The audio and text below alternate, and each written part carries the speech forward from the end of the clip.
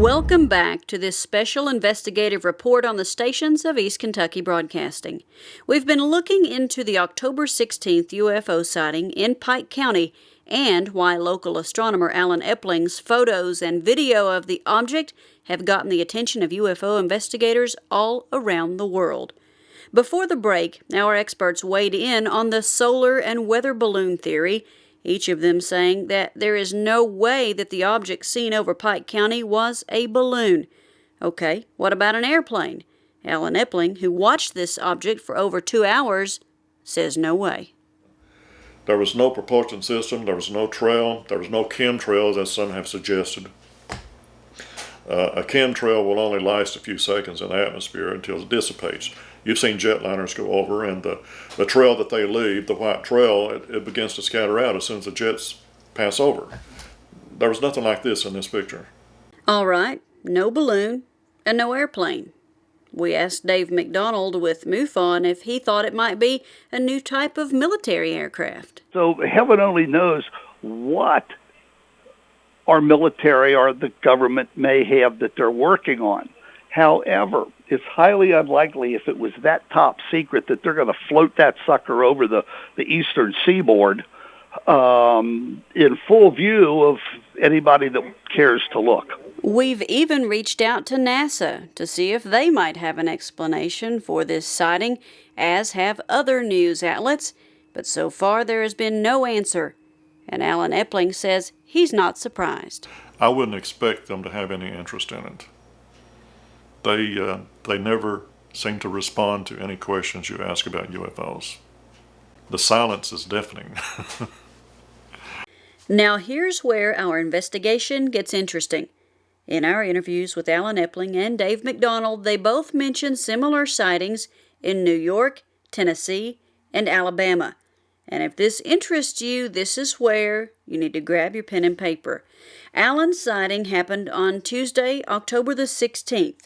You've probably seen the pictures he took with his telescope, but to the dozens of others we spoke with who saw it with the naked eye, they say it looked like a bright daytime star that kept getting very bright, then dim. Now, the very day before, on October the 15th, there were 2 sightings reported at the same time in Lynchburg, Tennessee, and in Huntsville, Alabama, both of those towns about 50 miles apart. Both of those sightings were caught on video, and witnesses of the Pike County sighting say that it was identical to what they saw. Now, there were 2 more sightings of this very same object on October the 17th and October the 18th in Cross Junction, Virginia, and in Gardner, New York.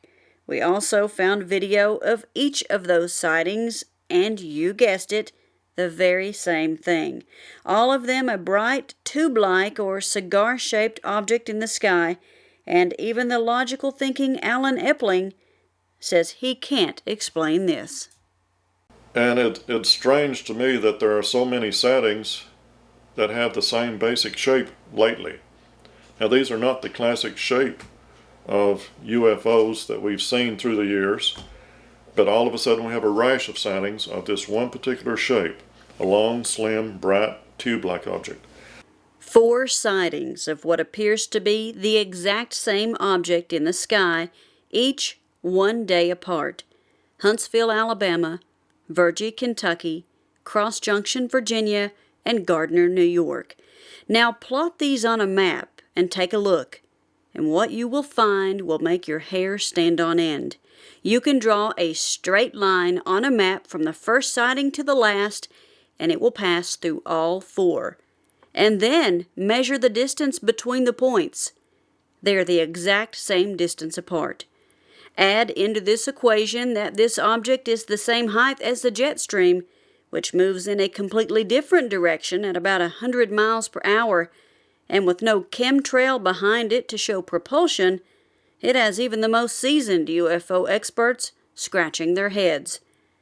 All that being said, we had to ask these guys if they were at the point yet of wondering if this could be a visitation from another planet, and MUFON's International Director Dave MacDonald says this idea is far from new. Even ancient art shows similar-looking flying saucers and stuff.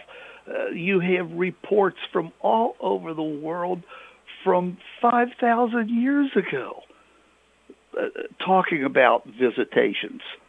And even Alan Epling says he's beginning to wonder. Well, I start wondering, is it something I'm not aware of?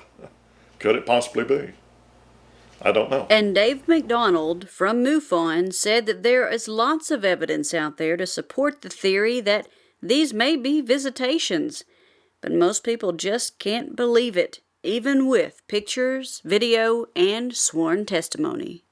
And what is the backbone of the American justice system? What is the foundation of all of our justice investigations?